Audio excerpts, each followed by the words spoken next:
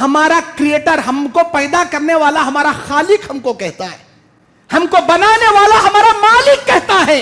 اس اللہ کو معلوم ہے اس انسان کے دل میں کتنا بوجھ اٹھانے کی طاقت ہے, اللہ اتنی ہی اسے آزمائشیں ڈالتا ہے.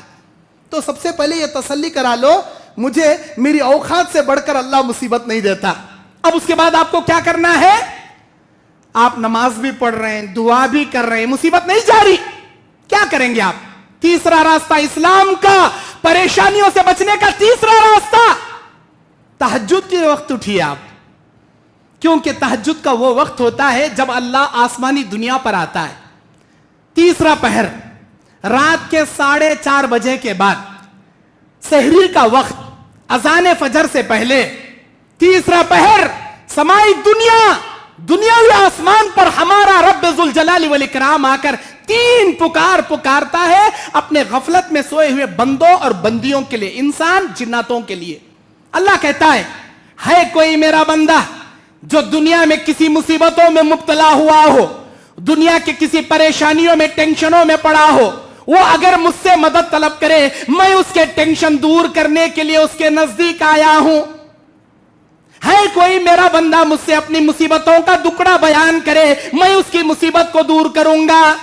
دوسری پکار اللہ کی, دوسری پکار ہے کوئی میرا بندہ جو روزی روٹی سے پریشان ہو, کتنا بھی کماتا ہو لیکن اسے پیسے نہیں لگتے ہو, وہ روزی روٹی میں در کے ٹھوکریں کھا رہا ہو, اگر وہ روزی روٹی مجھے مانگنے کے لیے اس وقت بیدار ہو جائے, میں اس کی کمائی میں برکتیں بھر دوں گا, اس کی روزی روٹی کو مالا مال کر دوں گا.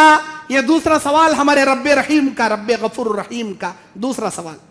تیسرا سوال اللہ کرتا ہے اپنے بندوں سے, ہے کوئی میرا بندہ جو گناہ کر کے اپنے اوپر ڈرنے لگ گیا ہو, میرا اللہ مجھے عذاب میں ڈالے گا, جہنم میں ڈالے گا, کسی اللہ عذاب کا شکار بنا دے گا. یا عبادی, اے میرے بندو, انکم تخطئون باللیل والنہار, تم رات دن گناہوں پہ گناہ کرنے والے ہو.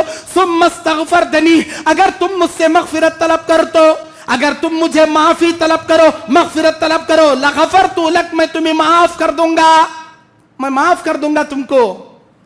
ہے کوئی مصیبت میں پڑا ہوا, اپنی مصیبت کا بیان میرے سامنے کرے, کسی بابا کے سامنے, کسی درگاہ کے سامنے, کسی خبروں کے سامنے جا کر کرنے کی ضرورت نہیں.